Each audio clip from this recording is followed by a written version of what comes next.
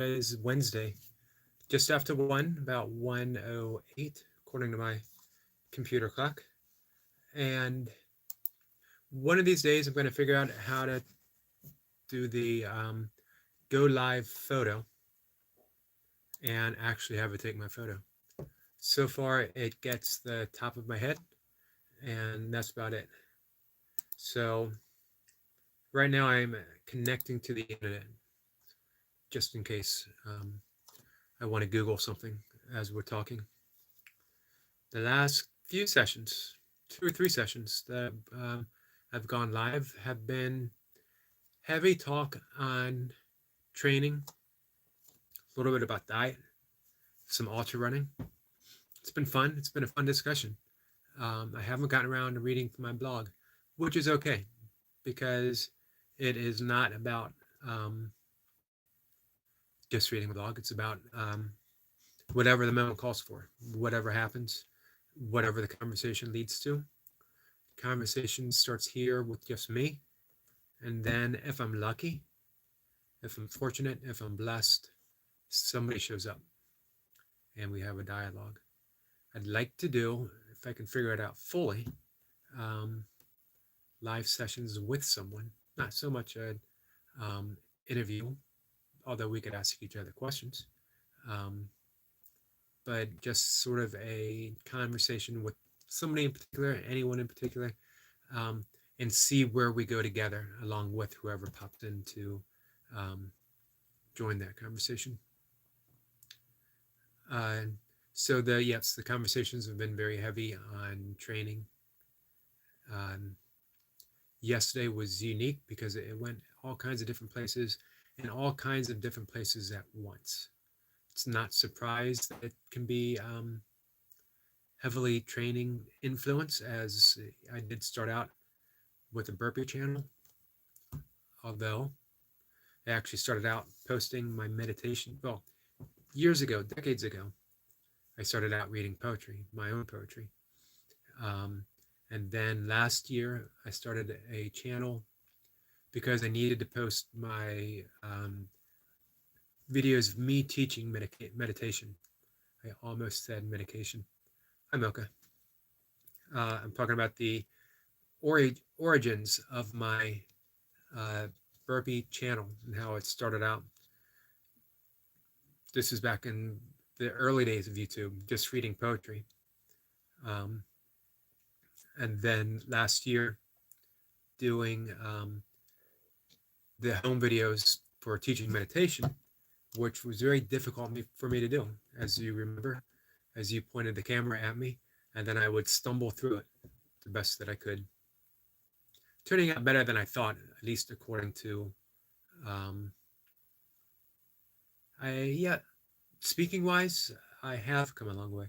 It reminds me of when I took Introduction to Public Speaking in college, and it was based on improvement. And I was so bad, there was no way I could not get an A if I just showed up and talked. So, you can only get better if you do it, if you practice. And I don't consider any of this practice, actually. It's a practice much the way meditation is a practice, that you do it for the sake of doing it, and you get better by doing it, but you're not doing it for that end result. I'm doing it because I do it for the same reason I do most everything that I do. I enjoy it. And by that sheer enjoyment and repetition, you get better. It's the same with burpees. It's the same with kettlebell lifting. It's the same with ultra running. You get better by taking steps. You take more steps, you get a 100-mile finish. My friend Tom Green, Mocha's friend Tom Green, likened it to a series of problem-solving events. Problems are going to show up in every race. You solve the problem, you go on to the next. You solve that problem, you go on to the next, until you're at the end of the race. Ideally, you have no problems. But anyone who's been in an ultra race could virtually promise you that that is not a guarantee. If you do a 50K there's going to be some kind of problem along the way. Um, there was a race Mocha and I did. They forget the PR 50K Mohican in Ohio, northern Ohio. And it is a wild race, hard, particularly hard, very hilly, a lot of elevation gain. Actually, I believe more elevation gain than a lot of the big Western races because it's a consistent and constant up and down and up and down. Unlike, let's say Leadville, where you're climbing and then you go down, and then you follow that ridge, uh, go down and you go back up, repeat. This is just undulating hills through the entire course. That was my second trying it for 100 miles. It was my second DNF. I had DNF'd at C&O Canal, completely flat, and then decided to head to as Mocha said, never-ending hills of Mohican. That race had a lot of problems. The 50K, not the 100. That was separate problems. The 50K, it was extremely hot, and the hills were just wearing us down. It was a long course, and there was one section, maybe at the 20-plus mile mark, where people at the aid station thought Mocha was looking particularly rough, and they said they might pull her from the course on the way back. It was an out and back section, and somewhere it helped that we went down a corridor of following a stream, so it was very shaded, and it was relatively flat for that section. But somewhere between that point, we'll call that point A, and point B, which is where we turned around and headed back, there was a complete switch. Whatever that was for Mocha, I don't even think she could pinpoint it. Something happened. People at the aid station said she looked like a different runner than the one that came back, the one that headed out. That happens. Magic happens during a race. Sometimes bad juju, bad magic, and we're done. That's happened to me. It's happened to Mocha. It's happened to every single ultra runner that I know. But sometimes there's that. Lewis, how are you? Good to see you. I just saw your video pop up for your session for today, but I haven't had time to watch it and reply. That is on my list after I end this live session today. Just talking stuff, talking racing with Mocha. Yeah, I saw that Monday you said you were having a rough day, but that small concession you made, 100 3 pumps, 101 3 pumps versus the 101 5 pump. It's funny how we think of those things as a concession, and it is more than 99% of the population could hope to do in the condition that they are. They could do it if they showed up. Lewis shows up every single day. No days off. Every single day. He's there, putting in the work in. He shows the burpees on his channel, but that's not his entire workout. I appreciate you too, my friend. All the support that you've given. Everyone has the same gift. Everyone has the same gift to show up. Some do and some don't. I don't know what it is that causes people to show up. It's amazing. 1980s, a plane crashed in the Potomac River, not far from the Capitol. Wintertime, this was back when the river would actually freeze over back in the day. And it was frozen over. It's covered in ice. Plane broke through. People were drowning. A man was driving by and he stopped. Nondescript man. Nothing heroic ever in his entire life. I don't think he served. He wasn't a medal winner of any type. Wasn't a great athlete. He was the guy that you see passing on the street every single day and you never give a thought about. And he saw what was happening and his heart broke open and he dove in the river and he pulled a body out. he dove in that river again and he pulled another body out. And he did that repeatedly until at one time he pushed the body out and he slipped under and didn't come back up. He gave his life in service of saving others. Probably never even occurred to him before to do that he could do such a thing. But he did. He showed up when it counted, when it mattered. Here's the thing. It always matters. Every day, every moment. We are called to do something. Who knows what it is? Maybe it's to take a breath. Something simple, something easy. Maybe it's to floss our teeth. A little more complicated. But you know what? Valuable. We should all do it. Prevents heart disease. It's good for you. We are all called to show up to do something that's good for us every day. Eat something right. You know? Exercise. Be there for your loved ones when it matters. And it always matters. Years ago, advice I read, I think it might have been a Wayne Dyer book. Given a choice, and we always have a choice, it's better to be kind than it is to be right. And I try to be kind. I try to be right too. It just so happens that I'm usually right. Mocha will vouch for that. Although, if you read her reply, she probably will not vouch for that. But back to the topic on hand, we are all called to serve in some time, and we are all called to be kind whenever possible. It's funny because I said, and the quote is from Wayne Dyer, being given a choice, and we always have a choice. I don't necessarily believe that. However, I believe that if we stay open to the moment will give us a response. We will be prompted. Mocha says, always right, except when you're wrong, which seldom happens. So it's almost like she's agreeing with me. And a very, very far stretch and a very circular approach to that. That's the nature of choice. We think we have one sometimes. We think we make a bad one. We think we make a right one. But the key is sort of get rid of choice, if that makes sense. Be responsive. And the moment will let you know. Thank you, Lewis. You have a good day as well. I'm looking forward to checking out your session coming up. Always inspiring. I'm going to guess. I'm going to go out on a limb here and say that it's 101 5 counts.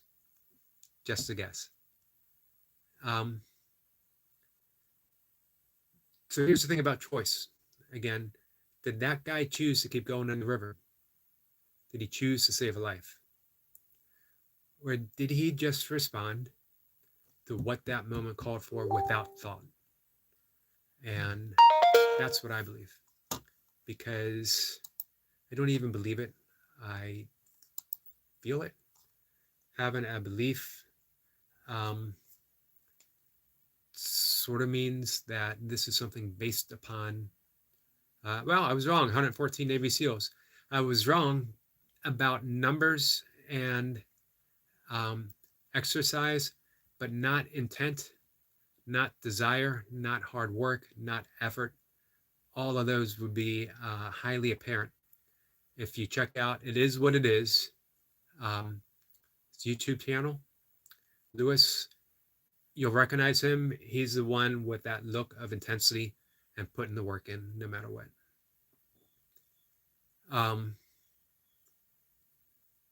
So, choice. Did he have a choice? Could he have said, I'm not going to go in that river? To me, obviously, no. No, I don't believe I did say that I was wrong. I think I might have said that I was mistaken. There's a choice. There's a difference between the two. To be mistaken means that eventually I will be correct.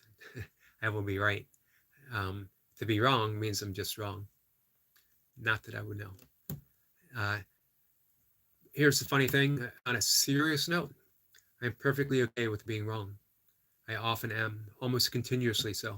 And that's okay, because being wrong means that, again, that you're being responsive, that you're not taking what seems apparent and holding it as an ever present reality, that you're seeing that reality is fluid, always in motion, always in flux.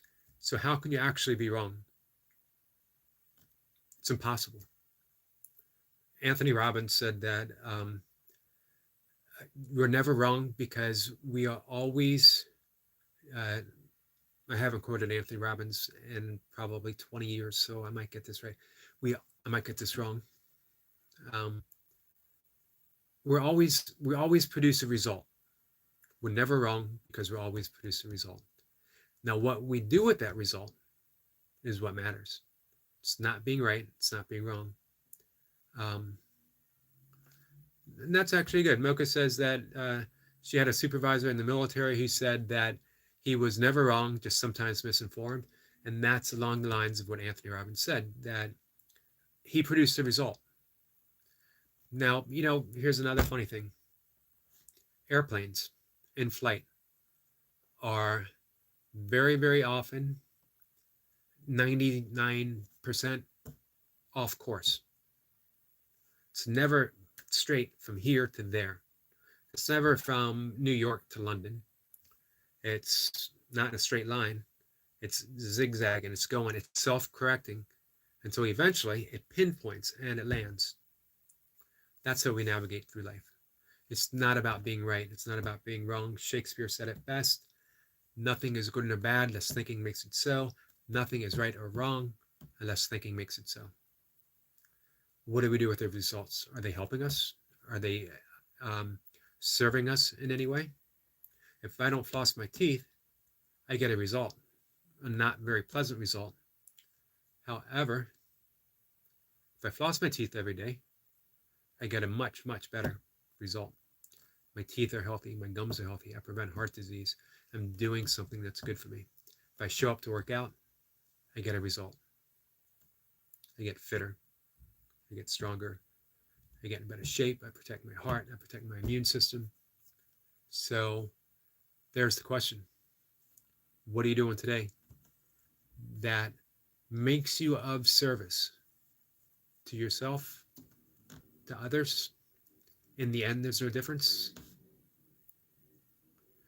Ramana Maharshi said, when asked, how do we treat others, smiled.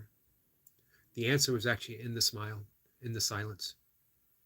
But he verbalized it and said, there are no others. It's another thing I probably read 30 years ago that stays with me, and I probably quote it every single day. I probably have on this live session every single day. There are no others. To be in service in yourself means you are in service to the world. You are showing up. You're doing that burpee rep, and the entire universe vibrates in response to that one repetition. How amazing is that? I'm not even being... I was about to use a word that I knew I couldn't pronounce, so I stopped myself. You'll never know what that word is now. However, I am not exaggerating. One burpee rep, and the entire universe vibrates in response. That's the nature of weird. And reality is weird. And again, that is spelled W-Y-R-D, weird, the web of existence, the web of the universe, the vibratory tug and response of every single thing, that when a star is extinguished in the farthest reaches of the universe, the blood within our veins responds in some way. Something happens. The web within the weird has been tugged, and our body responds. We respond. We are responsive by nature. That's the key to breath work. To learn to breathe so that we are responsive over reactive during the times we don't need to be reactive. Barefoot Burpees made a point a while back. Sometimes you need to be reactive. Sometimes the tiger isn't in the cage, and you need to fight, flight, and probably some other stuff as well, unmentionable stuff right now. Um, but you need to be reactive. You need that bam, instantaneous. However, most of the time, there's no tiger, or a more apt description. Most of the time, we mistake the rope for the snake, which is a Hindu metaphor, um, that the man walking at night sees a cobra, needs to protect his family. He takes a hoe and he chops the head off. Um, he brushes it aside in the bushes to take care of it in the morning, and the next day he comes out in the daylight and he sees that it was a rope. That's being reactive. I think your body knows how to do both when the time is right. And again, the key is that intuitive staying in the moment and allowing the moment itself to dictate what to do. Am I a master at that? Not in the least. I get better at it each day I meditate. And after 30 years of meditating, more than 30 years, since I started really young, but it was more of a fun thing to do on an occasion versus a serious practice that it became over 30 years ago. I get better at it each day. We liken that to the Navajo tribe, some of the other southwestern tribes. When they are dyeing a cloth, they take a piece of canvas and they stick it in a vat of red dye and they pull it out, and you don't see a single bit of difference. It looks the same. They stick it in again, they pull it out, and if you had a powerful microscope, maybe you would see a difference. They dip it in again and again and again, and eventually it is solid red. When you meditate, we are dipping in the reality of the soul, the reality of consciousness, the reality of all that is. We're dipping into the weird, and we are coming back out a little more the solid color of who and what we all always are. And we respond and we react from there. But we have to do it. We have to show up, which I guess is the theme of the talk now, showing up. We have to show up when we are called to show up, as the man at the river did, as people in service did during World War II, as Mocha did in her time of service in the Air Force, as I did when my father needed to be a caregiver. And Mocha knows how incredibly difficult that was for me emotionally, because I wasn't sure I was up for the job. Could I be the son my father needed to be? I had my doubts, not because I didn't care, maybe because I cared too much. I was too afraid of making a mistake with that awesome responsibility of caring for someone that I loved. But there was no one else. So I showed up every day, as long as he needed me. And I made mistakes. I made mistakes up until the day my father died. And as Mocha said, I took care of Anika for 15 months. Mocha went to, did a tour of service in Iraq in 2008, I believe. Maybe it was 2007. And I took care of my stepdaughter, her daughter, because she needed to be taken care of, because her mother was going away. Her mother was actually going to a war zone to do what she was called to do. She signed up to be of service, and she was of service.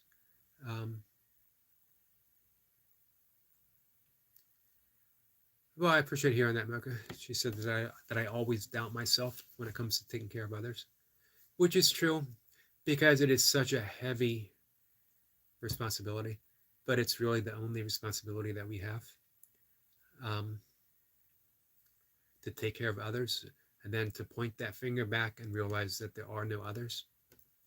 To take care of my father was the greatest service I could do for myself ever. To take care of Anika was the greatest service that I could do to myself ever. To be there when Mocha left, when she went to Iraq, when she did her tour. Again, the greatest act of service that I could do for myself. It appeared as if I was doing it for her, or Anika, or my father. But Ramana Maharishi, there are no others.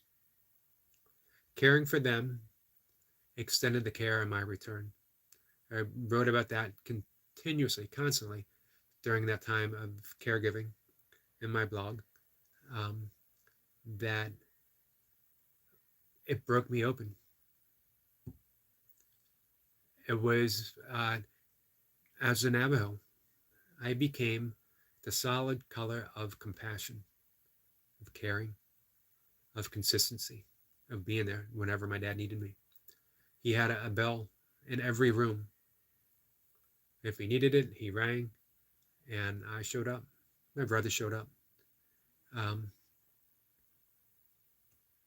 It's not because we were supposed to. It's because it was the responsive action. We dove in the river.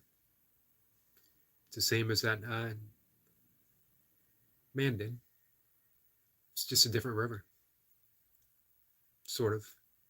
I forget the Greek philosopher who says that you never bathe in the same river twice. Hey, Simon, am I pronouncing that right? I'm always a little worried pronouncing your name, because I read it and I always want to say Simon, and I know it is not pronounced Simon.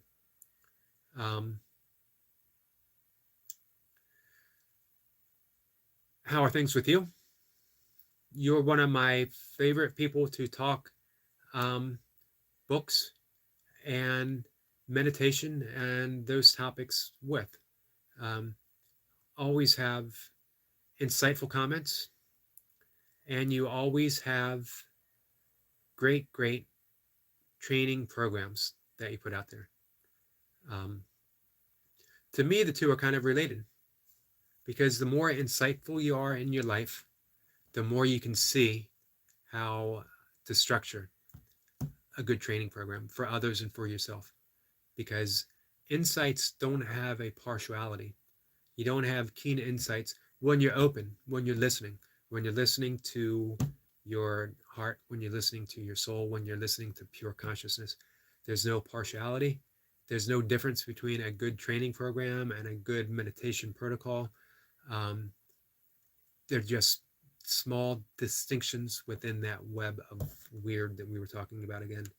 You pull on the thread of burpee training, and the vibration takes you all the way to meditation. You pull on the meditation thread, and it takes you all the way to constructing a good body weight training routine.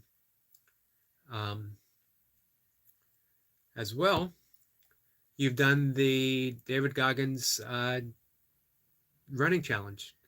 I believe 4 miles every hour for 48 hours?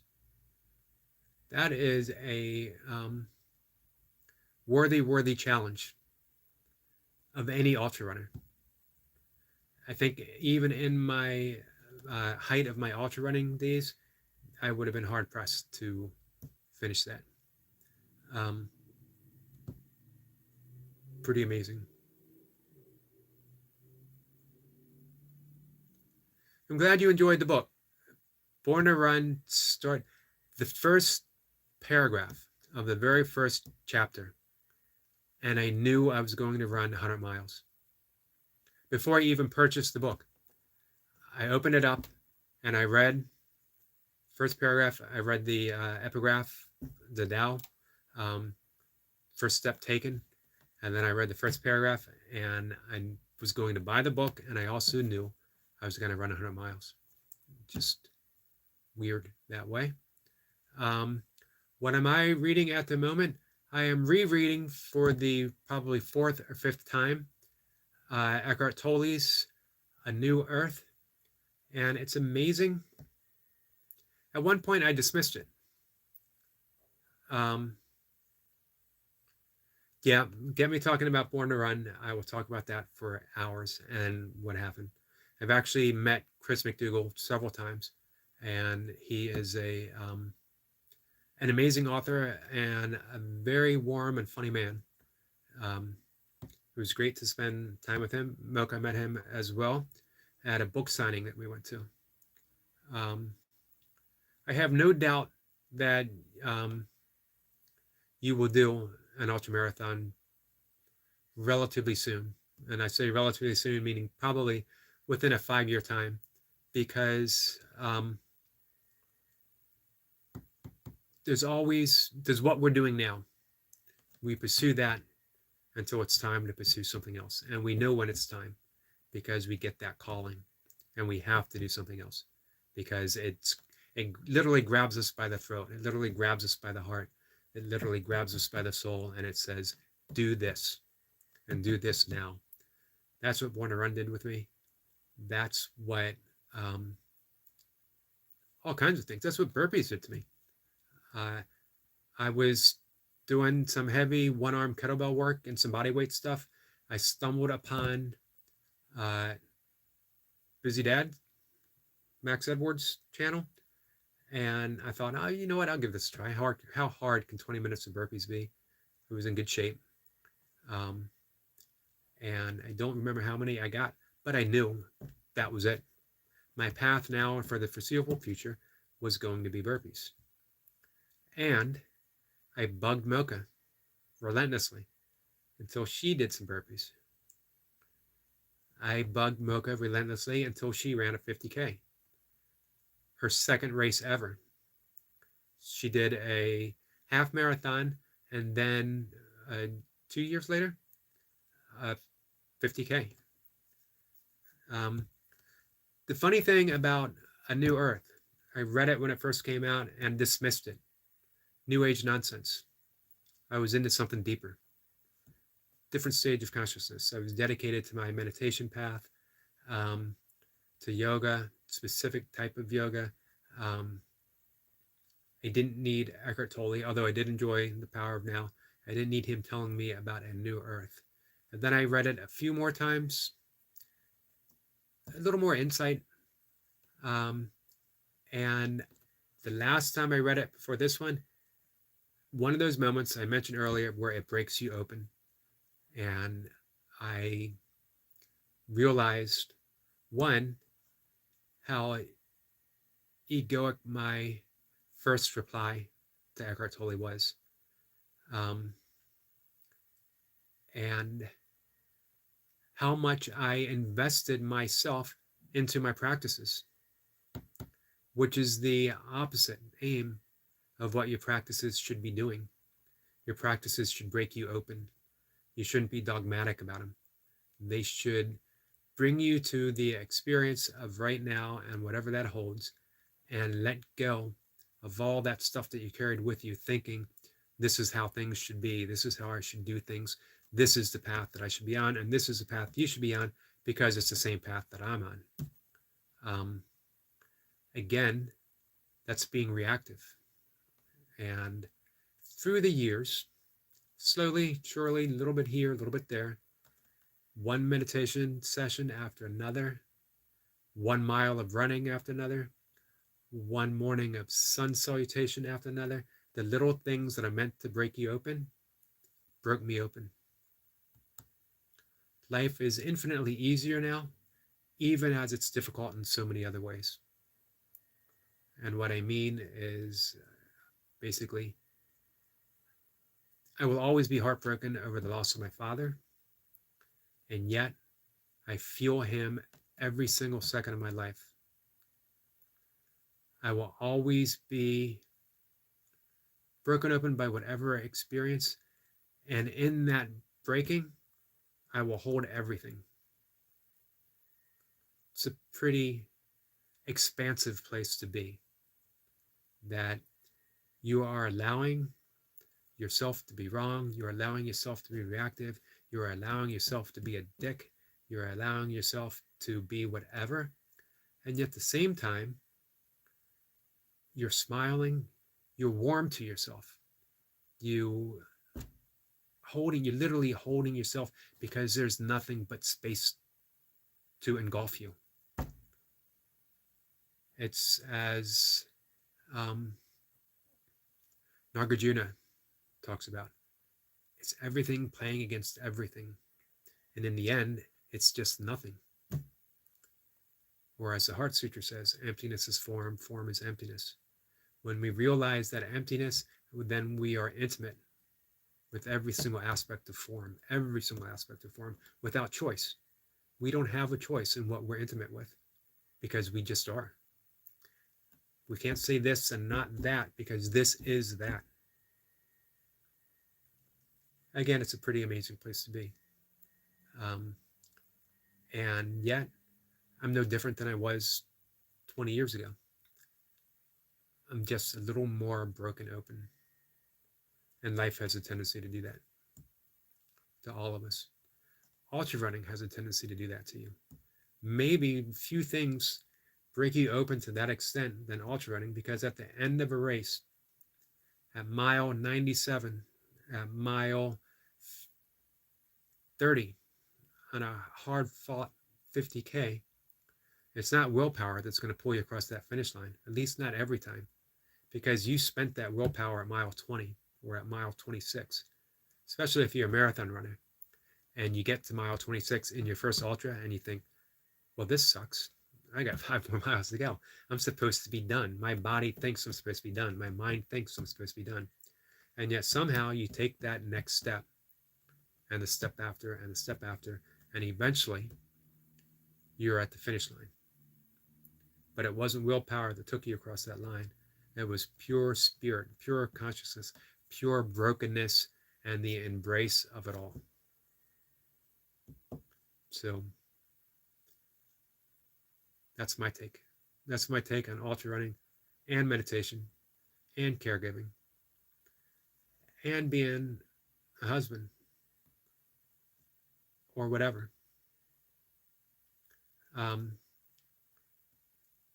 As I can say with my relationship with Mocha, that it was only when we've reached some deep, deep problems and yet somehow stayed connected that I began to see a different way forward with her. Maybe without her, it turned out with. But it was only in the demise of what we thought we had that we began to discover what we actually have. So allow yourself to be broken open, I guess, would be the other theme for today. Because you don't know what you're going to find. What you do know is it's going to be open. It's going to be spacious. Because that's our very nature. In Buddhism, they call it blue sky nature, blue sky consciousness. And the sky holds everything. Storm clouds as well as white fluffy clouds. Yes, I did say fluffy. It holds airplanes and tree branches and lightning. It was open to thunder as well as bird songs without discriminating. Everything. All right, guys, I'm going to do my best to wrap this up in 40 minutes or less. And I'm at 39 now, and it's counting. So I'm going to say goodbye to everyone who popped in. I appreciate it. I appreciate everyone being here. Simone, I am glad that we got to talk a little bit about books, especially Born to Run and meditation as well. I hope you're finding the time to sit and meditate. And if you want to explore some mantra meditation, just hit me up and we'll talk about it whenever you want. So, Mocha, thank you as always for joining me. Eventually, I'm going to get you to do a live session with me, and we're just going to talk back and forth about everything and anything, whatever happens. All right, I got 10 seconds to say goodbye. Thank you, guys. Take care.